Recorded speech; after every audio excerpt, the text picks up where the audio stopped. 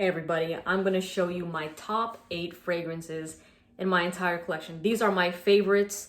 These are the ones that I always use on repeat regardless of needing to test other samples or even other bottles. It's very hard to break free from these scents because I love them so much. Okay, so the first one, we're going to start with the niche, is Naxos.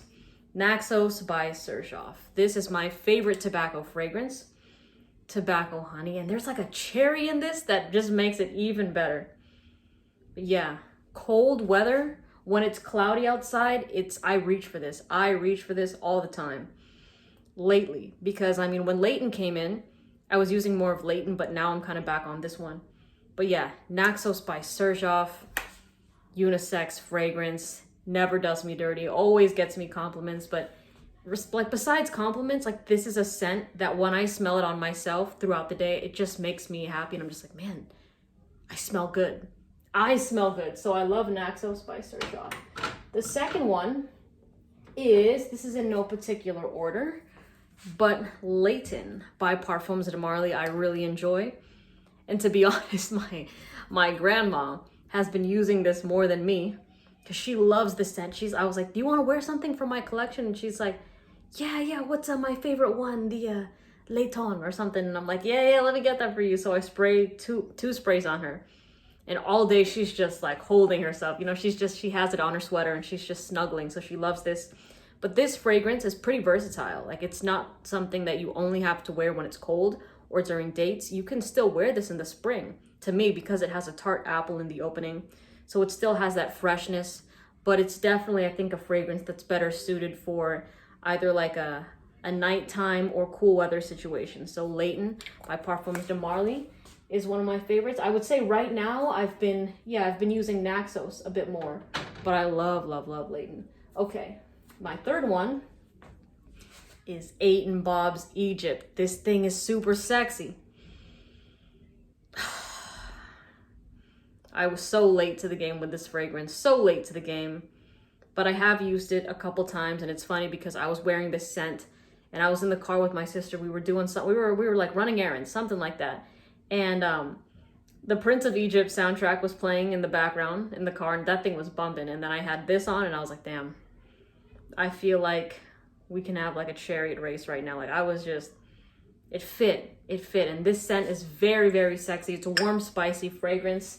So I love those. That's probably one of my favorite scent profiles for fragrances. And the fourth one is a freshie because those first 3 were more suited for cooler weather, but this one is for the high heat. And you know what? I'm gonna make it my scent of the day. This is Elysium by Roja Parfums. I'm gonna stick with 3 right now. Should I? No, I'll go 4, 5. So sexy. This is a lemony fragrance. It's a bit cocktaily, a little bit, you know? Sexy. This makes me happy. And you know what? I'm gonna do another video about bright fragrances that just brighten my mood. Fresh fragrances that brighten up my mood, and you're gonna see this on there. So Elysium by Roja Parfums, and this performs well for a freshie. I get easily over, like, people complimented me, I think, on the 9th hour with this fragrance, but they also complimented me within like the first 30 minutes. So the whole entire wear of this scent is absolutely gorgeous. So Elysium by Roja Parfums is my number 4. Now we're gonna move to the designer side. Number 5, Spicebomb Extreme by Viktor and Rolf. And I honestly think that the bottle has a lot to do with the reason why I reach for this scent, because I'm like, damn, that thing is so sick. But this is a fragrance I wear when I'm going somewhere at night and I know that, like, it's gonna be like a crowd-pleasing scent. You know, like if I'm actually gonna be outside and it's chilly. It's not like something where I'm going to like a lounge or indoor. It's like, oh, we're actually hanging out outside. So I wear Spicebomb Extreme because it has a nice scent trail. It has a nice projection. Tobacco. I don't know what it is about these tobacco fragrances that are just very attractive to me. But they are. I would say between this one and Naxos, I would probably go for Naxos, but I really do enjoy this fragrance. This is very, very sexy. Very sexy scent. Okay, so my number 6 right? Because that's 1, 2, 3, 4, 5, 6. Come on. Ombre Nuit by Dior. And I've been saying that this is my signature scent, but the thing is, like, I change my scent daily sometimes. Well, I mean, between these 8, depending on the weather and stuff like that. But out of all of those that I've mentioned so far, and that I'm going to continue to mention, this is one of my dumb reach fragrances. This is the scent that I'm like, okay, I'm going somewhere, let me get something really fast and wear it, throw it on. This is the one that I reach for all the time, because it's not too loud, it's not obnoxious, it's not trying to get attention, but it just smells really good, and it's just, it's soft. And I do have an appreciation for soft fragrances. I know a lot of people out there like the beast mode stuff, which is great. If you hear kids screaming in the background, I'm so sorry. There's a bouncy house right next to me, and I can't soundproof. I can't soundproof my room. But anyways, this is a very lovely amber rose, grapefruit, pink pepper fragrance. One of my favorites, 110%. I do like this one better than 40 Knots by Xerjoff. This is a masterpiece to me, and when this bottle is empty, I really want another bottle of it. I know that there's other things I have to go through, but this scent is just like, it's a staple in my collection now, you know what I mean? People know me by this scent. Okay, so that was my 5th, or was it 1?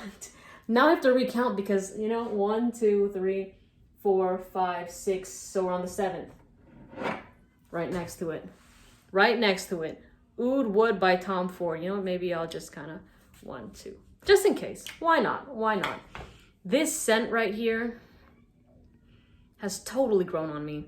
If you watched my first videos with these 2 Tom Fords, Noir de Noir and Oud Wood, I was all about Noir de Noir. I found it to be, it was like sexy, it was romantic, maybe not, it was kind of sexy, but it was romantic, and it was just alluring, and you're like, wow, it was hypnotizing. And this scent, I was like, okay, it's good, but I'm not as wild about it. But now, it flipped. I'm like, I love Oud Wood, because this is a scent that not only does it smell unique, and I know it's not as unique in the fragrance community because so many people know it, but like, it's still a unique scent profile DNA in my opinion. And I don't really reach for woody scents. I'm not a fan of like woods, and at least very often, this is the one woody fragrance that I pull for the most part.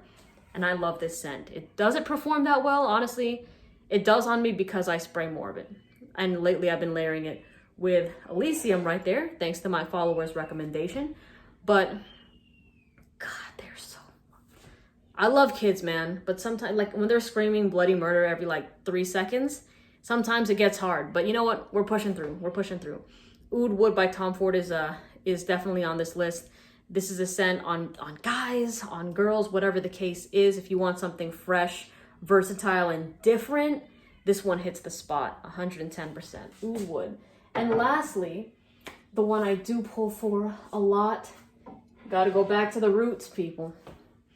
Dolce Gabbana, light blue, intense. Look at the dent on that compared to a lot of the other scents that I have. This fragrance was actually a gift from my sister's boyfriend. When he found, he's like, yeah, you're interested in fragrances? Like for Christmas, I was super hyped because this is when I was looking at the designer stuff. Like when La Nuit de l'Homme was new to me. Good Girl was new to me. Versace Eros was new to me. This was last year, December. And I was like, whoa, like that's cool. Like I was looking at like the designer things, right? And then I was like, damn, it'd be really cool to have light blue intense, because I was watching videos on it and I'm like, man, that thing looks good. It looks sexy. But yeah, go-to summertime fragrance in the designer realm when it's hot outside. It's either this one, when it is scorching outside, it's either this fragrance you're gonna smell on me, or Elysium. Or you know what, even Tom Ford's Oud Wood sometimes. But this is that scent. Like I took this to like our little beach cabin getaway. This is the scent that I bring with me like whenever I'm traveling places. It goes in my bag with me. Because it's just like, okay, it's safe, but it also is just, it's such a nice smell. The lemon apple musk in here is fresh, but there's a sense, there's like a little touch of like seduction with this fragrance that I really, really enjoy. So I kind of want to spray it in the air real quick. Hold on. That was a puny spray, but yeah, this makes me happy. I might just wear this tomorrow. Look at that. Look at that. Anyways, Light Blue Intense. Let me know what fragrances you happen to pull for when you're, I don't know, in your collection. What are your favorites? Okay, I'm interested to hear. Thank you for watching, and I'll see you in the next video. Bye.